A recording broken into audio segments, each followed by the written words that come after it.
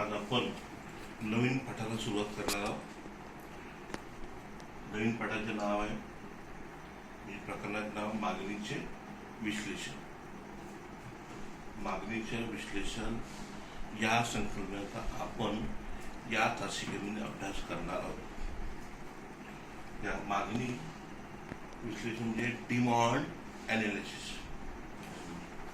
या मागणी विश्लेषणाची प्रस्तावना पाहणार आहोत.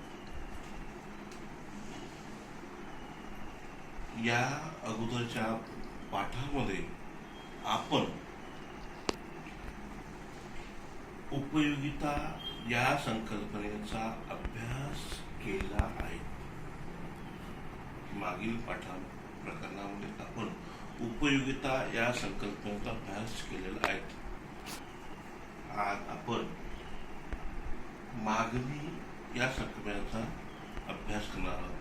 हे प्रस्तावना अशी म्हटलं आहे की सर्वसाधारणपणे आपण मागणीला इच्छा म्हणतो. सर्वसाधारणपणे मागणीला आपण इच्छा म्हणतो, परंतु मागणी इच्छेपेक्षा वेगळी असते. मागणी ही इच्छेपेक्षा वेगळी असते. काहीतरी हवं असं वाटणे म्हणजे इच्छा होय. म्हणजे मागणी ही इच्छेपेक्षा वेगळी असते. काहीतरी हवं असं वाटणे म्हणजे इच्छा होय. जर मागणी जर पूर्ण करायची असेल तर आपल्याला 3 गोष्टी आपल्याजवळ असायला पाहिजेत. त्या 3 गोष्टींपैकी एका जरी गोष्टीची कमतरता असली तर त्याला तुमची मागणी पूर्ण होऊ शकत नाही. म्हणून म्हटलं आहे की सर्वसाधारणपणे आपण मागणीला इच्छा म्हणतो. सर्वसाधारणपणे आपण मागणीला इच्छा म्हणतो, परंतु मागणी इच्छेपेक्षा वेगळी असते असं म्हटलंय. मागणी इच्छेपेक्षा वेगळी असते. काहीतरी हवंसं वाटणे म्हणजे मागणी होय. काहीतरी हवंसं वाटणे म्हणजे मागणी होय. म्हणजे काहीतरी वस्तू घ्यावायची, घेतली पाहिजे किंवा घेण्याची इच्छा किंवा उत्सुकता जेव्हा तयार होते त्यालाच मागणी होय. म्हणजे काहीतरी हवंसं वाटणे म्हणजे मागणी होय. मग ही मागणी किंवा ही वस्तू खरेदी करण्याची जेव्हा इच्छा तयार होते, मग ती इच्छा जर तयार झाली असता ती वस्तू खरेदी करण्याचे पाठबळ सुद्धा असला पाहिजे. ती वस्तू खरेदी करण्याचे पाठबळ असला पाहिजे. आणि ती त्यासोबतच पाठबळ जरी असेल, परंतु ती वस्तू खरेदी करण्यासाठी पैसा खर्च करण्याची मानसिक तयारी सुद्धा असायला पाहिजे. या 3 गोष्टी जर एकत्र आल्यात, या 3ही गोष्टी जर एकत्र आल्या किंवा जुळून आल्यात, तरच तुम्ही तुमच्या इच्छेचे रूपांतर मागणीत होते. तुमच्या इच्छेचे रूपांतर मागणीत होते. म्हणजे तुम्हाला एखादी वस्तू खरेदी करायची असेल, उदाहरणामध्ये स्केल खरेदी करायची असेल तर तुमची स्केल खरेदी करण्याची तुमची इच्छा असायला पाहिजे. इच्छा अजून चालणार नाही. त्यासाठी तुम्हाला पैसा खर्च करण्याची किंवा पैसा तुमच्याजवळ असायला पाहिजे. पैसा म्हणजे पैशाचे पाठबळ असायला पाहिजे. आणि हे असूनही चालणार नाही तर पैसा खर्च करण्याची तुमची मानसिक तयारी असायला पाहिजे. या 3ही गोष्टी जर तुमच्याकडे असेल तरच तुमची तरच तुमची मागणी पूर्ण होते. म्हणजे तुमच्या इच्छेचे रूपांतर मागणीत होते.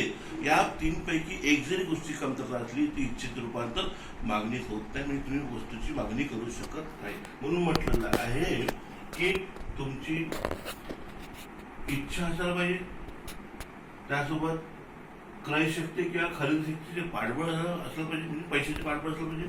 आणि तिसरे म्हणजे पैसा खर्च करण्याची तयारी असली पाहिजे.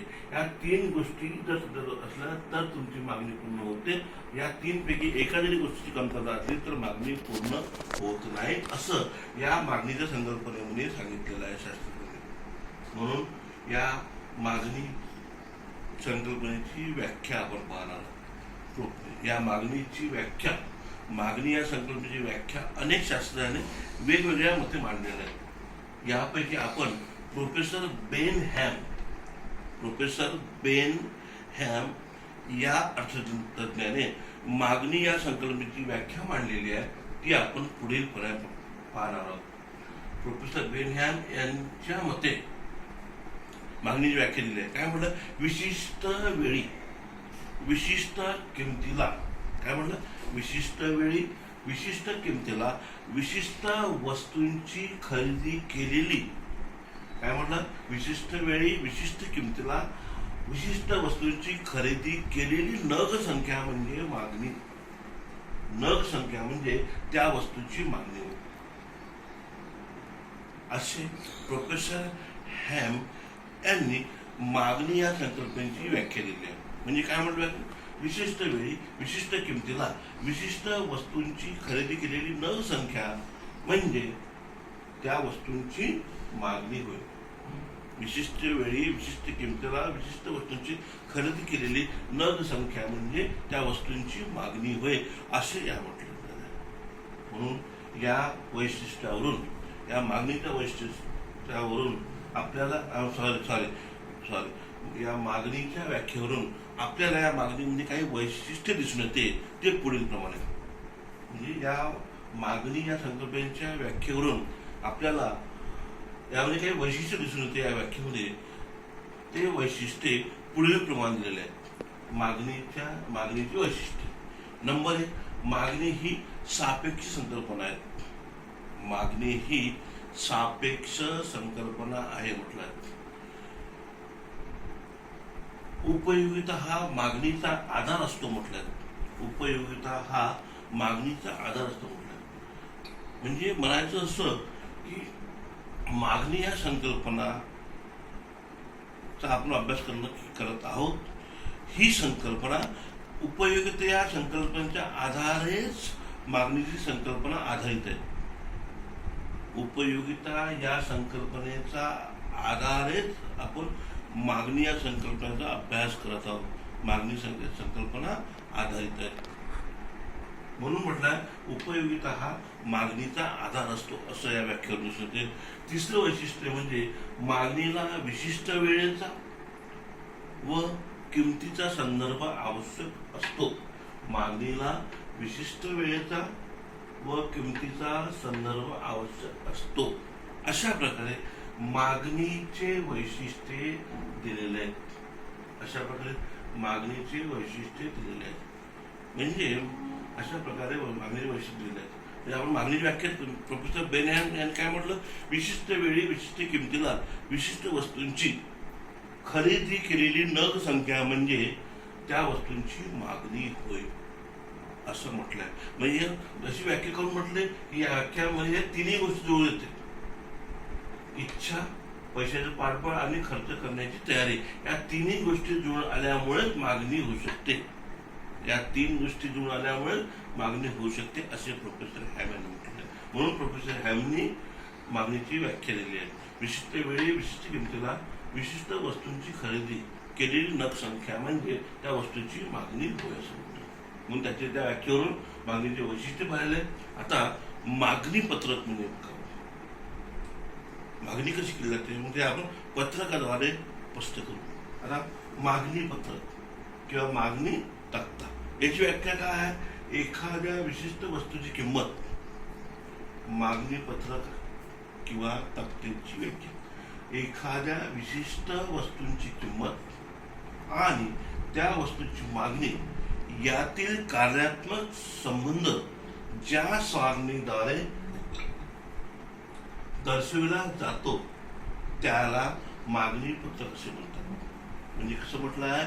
एखाद्या विशिष्ट वस्तूची किंमत आणि त्या वस्तूची मागणी यातील कार्यात्मक संबंध ज्या सारणीद्वारे दर्शविला जातो त्यास मागणी पत्रक असे म्हणतात.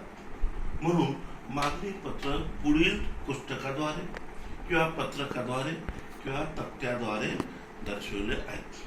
म्हणून आपण असं विचार करू, म्हणजे मागणी पत्रकाचं कोष्टक दिलेलं आहे. इथं हा विचार करा, इथं असा विचार करा की बाबा मागणी ह्या कोष्टकाचं असं लक्षात करा की हा तक्ता आहे. या तक्त्यामध्ये दिलेलं आहे की एका रकाने वस्तूची किंमत दिली आहे, एका रकाने मागणी दिली आहे.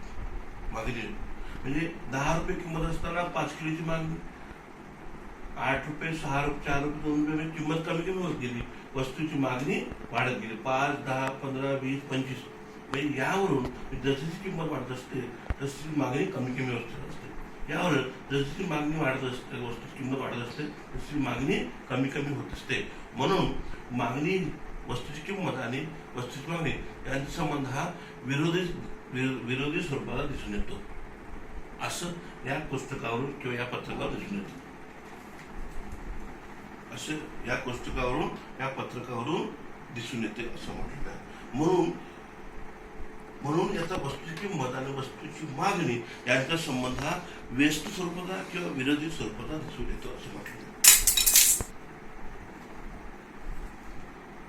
किती मिनिटं झाली? थांबवले ना? तर आपण मागणी पत्रकाद्वारे आपण पत्रकात पाहिलाय, वस्तूची किंमत जशी वाढत गेली तशी वस्तूची मागणी कमी कमी वस्तूची किंमत जशी कमी होत गेली तशी वस्तूची मागणी वाढत गेली. या उलट वस्तूची किंमत जशी वाढत गेली तशी मागणी कमी कमी होत गेली. म्हणून वस्तूची किंमत आणि मागणी यांचा संबंध हा व्यस्त स्वरूपाचा असतो किंवा विरोधी स्वरूपाचा असतो.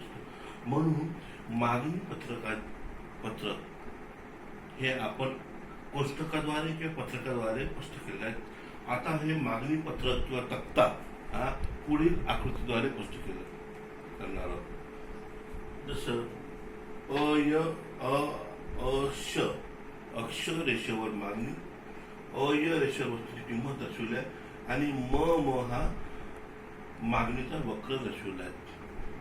जसजशी किंमत वाढत गेली तशी मागणी कमी कमी होत गेली. म्हणजे 2 रुपये किंमत असताना मागणी 25 किलोची, 4 रुपये, 6 रुपये, 8 रुपये, 10 रुपये किंमत वाढत गेली असता मागणी 20 रुपये, 20 किलोची, 20 रुपये, 15 रुपये, 10 रुपये, 5 रुपयाची कमी कमी होत गेली. या उलट जसजशी किंमत कमी कमी होत गेली म्हणजे 25 रुपये, 20 रुपये, 15 रुपये, 10 रुपये, 5 रुपये कमी होती तशी मागणी वाढत गेली. 2 kilo, 4 kilo, 8 kilo, 2 kilo, 4 kilo, 6 kilo, 8 kilo, 10 kilo अशी वाढत गेली. म्हणून हा मागणीचा वक्र हा डावीकडून उजवीकडे खाली उतरणारा असा दिसतो. किंवा हा मागणीचा वक्र हा ऋणात्मक स्वरूपात दिसतो किंवा डावीकडून उजवीकडे खाली उतरणारा दिसतो किंवा उजवीकडून डावीकडे वर जाणारा दिसतो असं म्हणतो. म्हणून हा मागणीचा वक्र ऋणात्मक स्वरूपाचा असं दिसून येतो. अशा प्रकारे आपण या तासिकेमध्ये मागणी म्हणजे काय, मागणीच्या व्याख्या पाहिली, मागणी पूर्ण करण्यासाठी कोणत्या 3 गोष्टीची गरज आहे त्या 3 गोष्टी पाहिल्या. त्यासोबत मागणी व्याख्या पाहिली, प्रोफेसर बेनहॅन यांनी व्याख्या सांगितली, तर त्या व्याख्येवरली वैशिष्ट्य आपण शोधले. त्यानंतर मागणी पत्रक पाहिलं, पत्रकाची व्याख्या पाहिली आणि या मागणी पत्रक हे कोष्टकाद्वारे आणि आकृतीद्वारे सुद्धा आपण स्पष्ट केले. आता पुढे आपण मागणी पत्रकाचे प्रकार पुढच्या तासिकेमध्ये पाहणार आहोत.